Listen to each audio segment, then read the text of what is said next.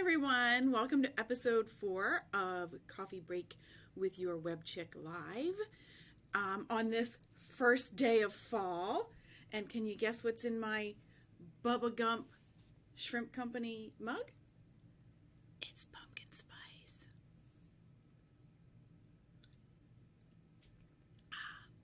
Hope everybody is doing great today. Looking forward to some crisp fall air in the evenings, hoodies, bonfires, cuddling. So today, what I want to talk to you about is Facebook Insights. And talking to local small business owners in my area, I find people run the gamut with this topic. There are some people who could probably give me a run for my money as far as knowledge of how insights work. And there are some people who don't even know it's there. Or if they know that it's there, they have no idea how to access it. Like they've heard about it, but they don't know how to get to it. They don't know what to do with it once they get there. So I would like to help you guys remedy that situation today. So we are going to take a little journey to, we're going to take a little journey to the back end of the admin area of my Facebook page. Sorry about all the trembling. I'm trying to get set up here. Okay, so I'm going to flip around and we are going to tour my Facebook page, and I'm going to show you some of the, we're not going to do an in-depth tour because I generally only try to make these broadcasts about 10 or 15 minutes. But I'm going to show you the most important stuff first. And of course, if you have any questions, I'm always open to receiving questions anytime during the broadcast. And then if you have questions at the end, I'd love to answer your questions at the end as well. Okay, so let's flip around. Okay, and here you see, this is my Facebook page. In order to access your insights, the first thing that you want to do is head right up here at the top. Now, obviously, this only works for pages, and you have to be an admin. So you won't see this on a page if it's not a page that you're an administrator for. So you just click on Insights. And the first thing I'm going to show you, I'm not going to go in order because I want to show you the most important things first. So under Posts, we're going to pay a little, I heard it called the blue whale once, and I thought, gosh, you know, it really does look like a blue whale. So that has kind of stuck with me. So we're going to pay a little visit to the blue whale. If you have, I would say, 100 fans or less, yours might not look much like a whale, but once you start growing your audience, it will start to resemble a whale more. So we're in the post section, and the first thing that we want to do is we want to figure out when your audience is online, because if you're posting at 4 o'clock in the morning and your audience is online at 4 o'clock in the afternoon, you're not going to get the reach and engagement that you could be receiving if you were posting at 4 o'clock in the afternoon. So when you first land on the posts page, you get kind of an overview, a weekly overview. I wonder if I can move this a little closer.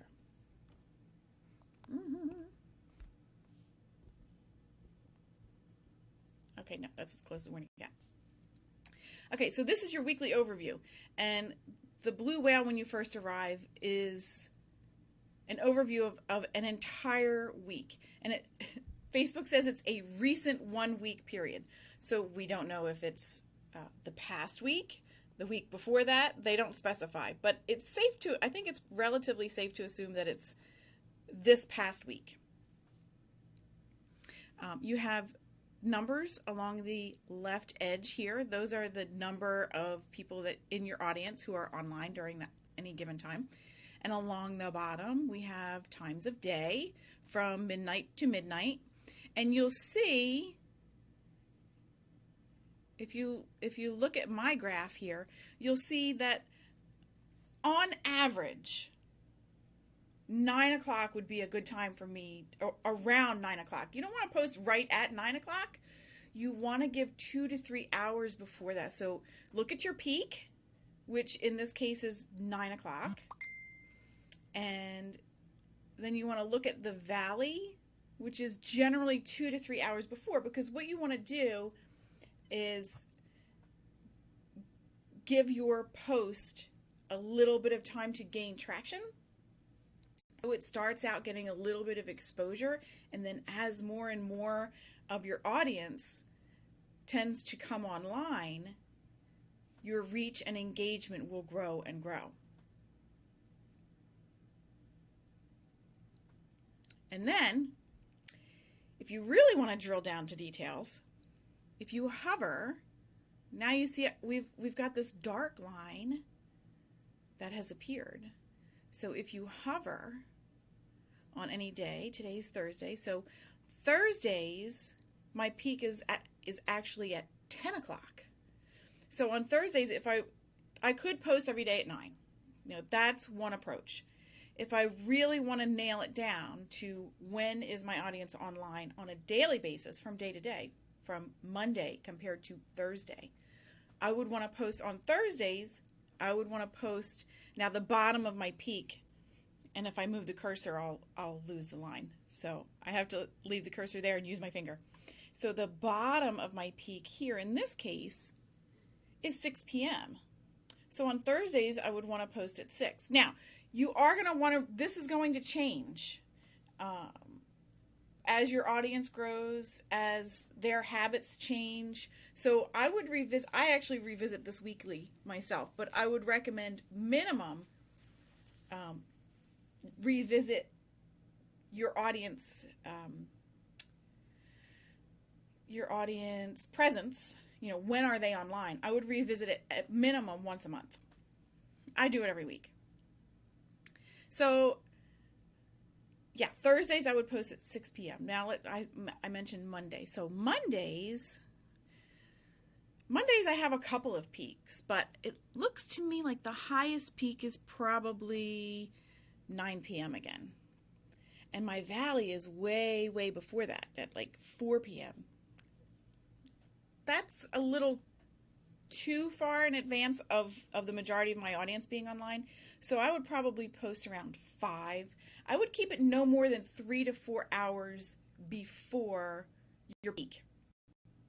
So find your peak, then find your valley, and post around the time of your valley, no more than 3 to 4 hours before your peak. Hopefully that makes sense. So that's when your fans are online. And that's an important thing to know for reach and engagement. The next thing that I want to show you is your posts, your post details. Now, by default, when you arrive here, this is going to be arranged by date. So you can see, there's 0 reach because we're doing this right now. You can see what your audience is engaging with, what's getting the greatest reach in your posts. So when you first come here, like I said, these will be arranged chronologically with the latest post at the top by default. Now, we can sort this a couple of different ways to get some insights. That's what this is all about, insights on insights. To get some insights into what tends to reach your audience the most and what tends to engage your audience the most. And they really do go hand in hand. Obviously, you need reach. You have to start with some reach to get some engagement. But then as you get engagement, you get more reach, which gives you more engagement, which gets you more reach. So that's why engagement and reach are so important to understand. Now, reach, okay, reach is eyeballs. People have seen it. It has been displayed in their newsfeed. Reach means they did something with it. Reach is eyeballs. Engagement is action. Engagement means they've done something with it. They've liked it. They've shared it. They've commented on it. That's engagement. Reach is eyeballs. Engagement is action. So you get reach, then you get engagement, which gets you more reach, which gets you more engagement. And it's a beautiful little cycle of going viral, hopefully. So by default, chronologically, but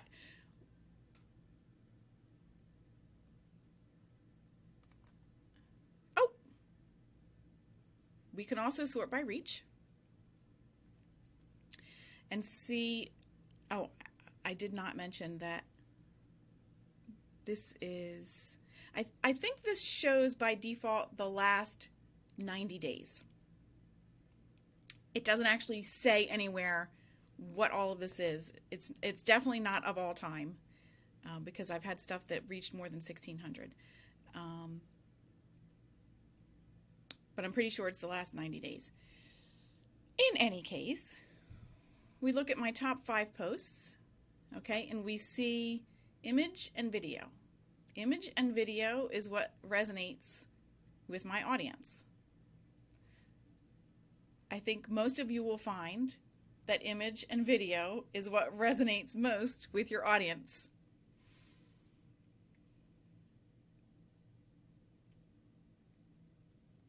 So you see here is your reach.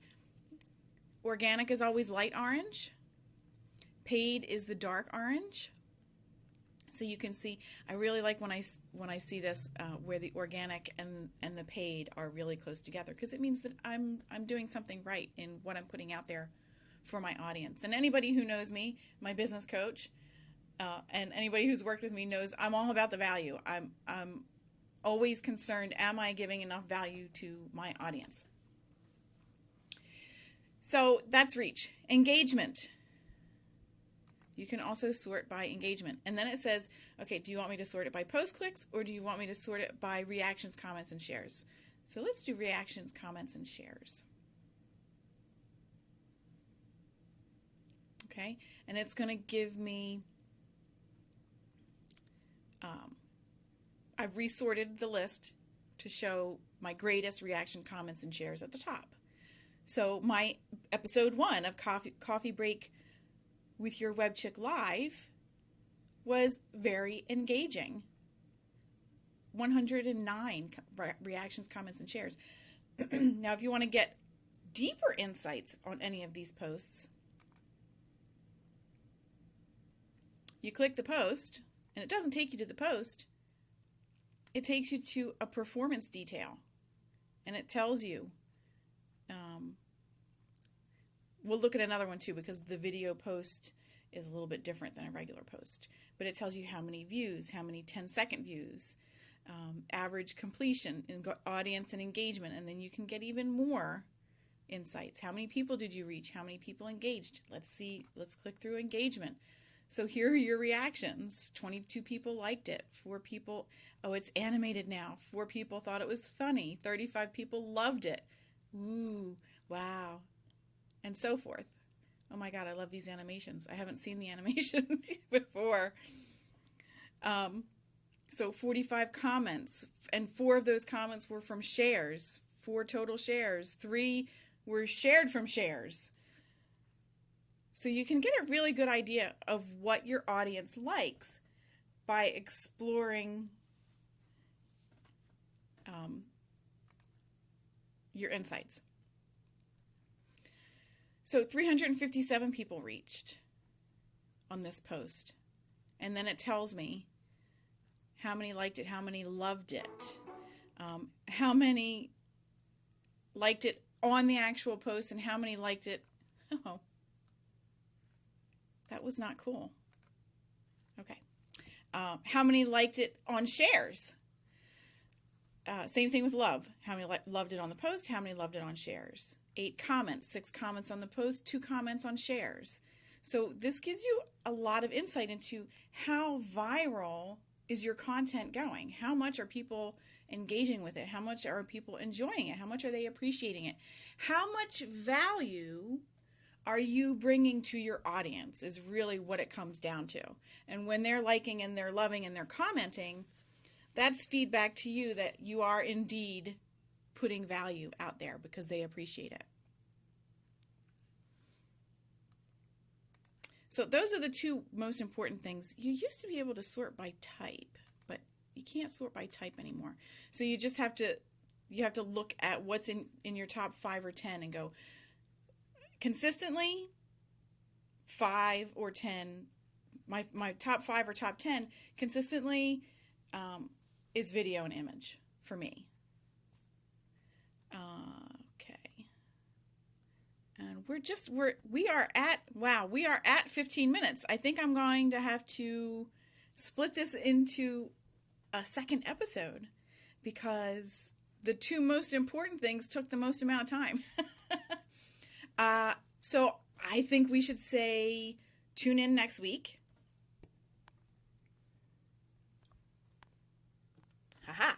I think we should say tune in next week, and I will go over, I'll review this very briefly for anybody who missed this episode, just so they're not completely lost. And I'll tell them, go back and watch episode 4. So I think next week I'll go into they're still important. All of your insights are important because they can give you insights into who your audience is, when they're online, and what they want to see from you. So part 2 next week, same time, same Facebook channel, 2:30 p.m. Thursday next week, Eastern Time, right here on my Facebook page. And until then, I am Bonnie Clayton, your web chick. This has been Coffee Break with your web chick live. Thank you for the love and the likes, and I will see you guys next week.